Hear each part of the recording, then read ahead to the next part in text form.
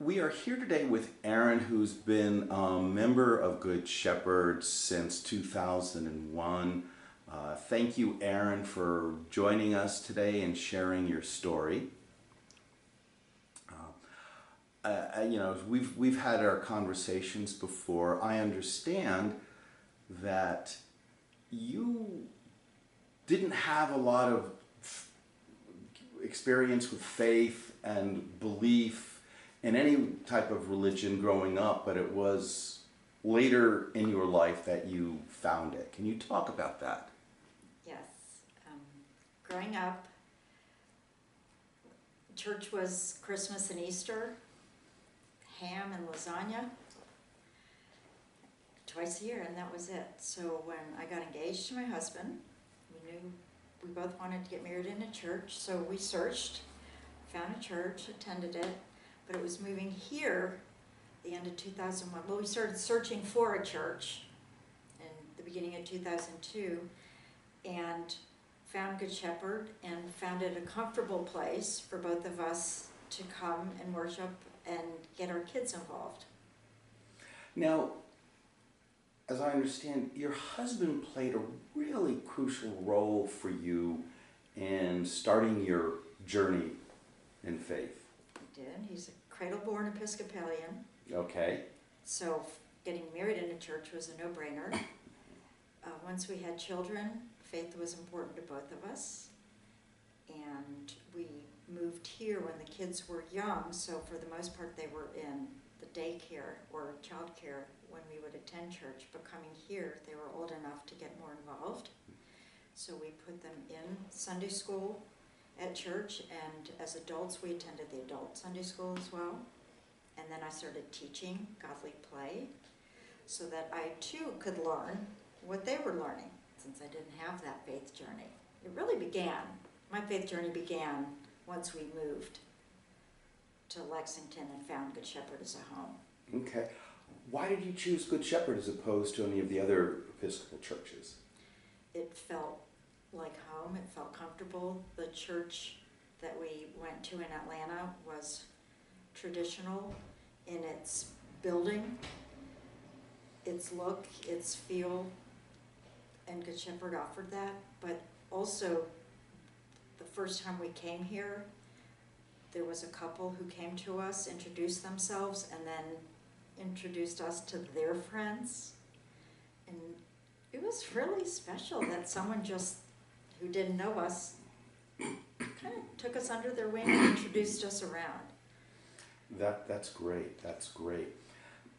Now, sort of talking about your husband a little bit more, he's apparently played a very important part in your whole journey. Very much so. What are some of the things that he's done to be able to help you? Answered all my questions. Not growing up with religion, not knowing the Bible, and learning it through a sermon and through the readings just gave me lots of questions. So after the service, we would talk about it, either on the way home or over dinner, include the kids in it because we were all learning, at least me and the kids were learning together. But he is very Episcopalian educated, and who else would I look toward than him to find, well, to be able to ask questions. But even still, after almost 30 years of our marriage, he still will say he doesn't know all the answers. And I'll ask odd questions. He's like, I don't know. Let's ask Henry. Does Henry answer them? Sometimes. Sometimes. No, I remember asking him a question once, and he goes, you know what, I don't know that answer. And I like that. Well, hopefully the faith journey is eternal. Yes, yes. You also have been inspired to be very active in the church. Can you talk about some, I mean, you mentioned godly play. Can you talk about some of the other things that you have done in your time at Good Shepherd? I volunteer at the front desk here, which I've have an anal personality. I'm precise, detail-oriented, so doing things that the staff needs, which would be stuffing flyers. I love proofreading, so I get to do that for different staff members, making copies, just little things I really enjoy. So being a part of what they need me to do was just easy and comfortable for me. I started being a Eucharistic minister 5+ years ago, and it was a way for me to feel like I was part of the service as opposed to just sitting in the pew. And again, I get to see the people and meet the parishioners. I enjoy that. I'm also a daughter of the King, in which our purpose is to serve and to pray, serve in the community and pray for people. And that also is just part of my faith journey, learning what God wants me to do. And I do it with 50+ other daughters just in this parish alone. Okay. And did you mention Bible study? Before we moved here, I was a babysitter for the Bible study at the church. No surprise. For the Bible study at the church that we were attending. So when we moved here, I said, I'm going to attend the Bible study. But Good Shepherd didn't have one at the time. And somehow I met another parishioner, and the two of us decided that we would get it going. And with her help, we got it going, and I was able to attend, and it was part of my faith journey to just learn by reading the Bible and discussing it with other people in this very room, as a matter of fact. And life, children got in the way, so I quit attending, but the Bible study is still going on today. Excellent, excellent. Now, I wanted to sort of touch base on something that you've mentioned before. You've been going to church pretty much since you've been engaged to your husband, but it wasn't until you came to Good Shepherd that you said your real faith journey began. What was the difference that Good Shepherd made that the other churches didn't? Or what were the circumstances that helped you start that journey with Good Shepherd? Having children, wanting to bring them up in a faith-based household. We live in a Christian household. When we leave our house, we're still Christians. So to be able to go from our Christian household to the church, where we also live, so to speak, just seemed natural.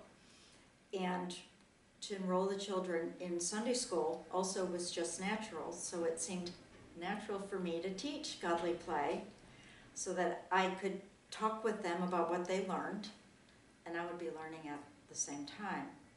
But there were other people at the church who welcomed us in and aligned with what we were doing, mostly other families with young kids, and that gained a lot of very close friends through the church.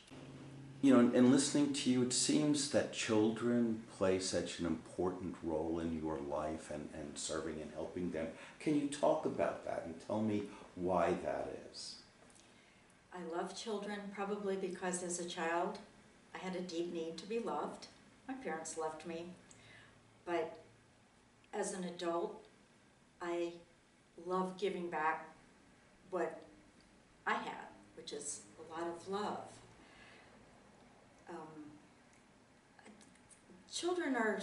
Young children are so uninhibited and speak their minds, and I appreciate that. Having my own 2 children was a little different, but they would have friends come over as they were growing up, and I would see them in their element. Children are just, I don't know, there's a big space in my heart for children about up to the age of 10. Now, I love all children and all people. They're just so real and raw, and I, for some reason, really appreciate that. Yes, the lack of inhibitions. Sometimes a lack of closed mouth also. Yes, yes. But they're real. Children say the darndest things. Right? Yeah. And they will ask very upfront questions. Without pretense. Without pretense, yes. That's what I like. And faith. There are no right or wrong answers, but unless you ask, you'll never know. And I think that's where there's a full circle moment there Right. between my lack of religion, finding faith, having children, teaching children, being comfortable in a church. But this church is one building with so many opportunities to do different things and to serve God. That's why I'm at church. That's why I'm a daughter of the King. Because part of my faith journey is doing God's work. Why not do it in His house? Okay. Now, you've mentioned the term faith journey a lot, and I really like that concept. But you still, do you ever struggle with embracing actual faith and understanding what that means with you? Frequently, oftentimes at a service or after a service, not understanding a reading or the sermon. That's what my husband is for, to bounce things off of him. There's a Bible to turn to. I can email the rector of the church and say, what does this mean? And faith is eternal. So explain that a little bit. The journey never ends. I can't know it all. Nobody can know it all. God knows. Yes. So I ask God. Together at dinner when my husband and I pray, we ask Him to guide us through this, through that, along with all the prayers for people and things. It's part of the journey. It never ends. I hope it never ends. Do you personally feel God or feel that power of faith in you? Sometimes. Sometimes. Not often enough, because I'm very cynical when it comes to faith. But that's because I can't grab it or grasp it. But that's part of the journey. Yes. And learning and trusting. Yes. If you don't have faith, I don't feel that you can move forward. Very good. Now, is there one thing that you would say that really defines Good Shepherd as a place for people to come? Yes. All are welcome and love is all. Because at this church, everybody who has faith and believes in those two sentences is here for a purpose. A lot of people come every so often, but there are a lot of core people who come to get spiritually filled.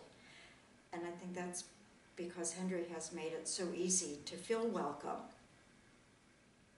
in this church. Okay. Are there any other thoughts that you'd like to share with our people who might be watching this? Okay, so if you're looking for a church home, okay, I'm kidding. I was going to go into TV mode.